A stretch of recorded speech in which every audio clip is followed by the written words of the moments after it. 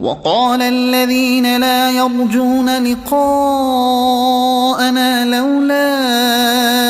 أنزل علينا الملائكة أو نرى ربنا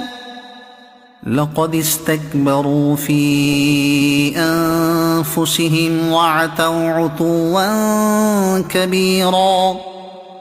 يوم يرون الملائكة لا بشرى يومئذ للمجرمين ويقولون حجرا محجورا وقدمنا إلى ما عملوا من عمل فجعلناه هباء منثورا أصحاب الجنة يومئذ خير مستقرا وأحسن مقيلا ويوم تشقق السماء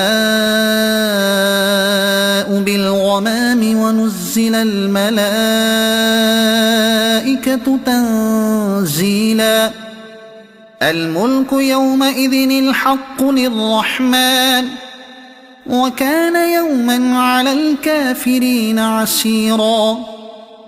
ويوم يعض الظالم على يديه يقول يا ليتني اتخذت مع الرسول سبيلا يا ويلتى ليتني لم أتخذ فلانا خليلا لقد أضلني عن الذكر بعد إذ جاءني وكان الشيطان للإنسان خذولا وقال الرسول يا رب إن قوم اتخذوا هذا القرآن مهجورا وكذلك جعلنا لكل نبي عدوا من المجرمين وكفى بربك هاديا ونصيرا وقال الذين كفروا لولا نزل عليه القرآن جملة واحدة كذلك لنثبت به فؤادك ورتلناه ترتيلا ولا يأتونك بمثل إلا جئناك بالحق وأحسن تفسيرا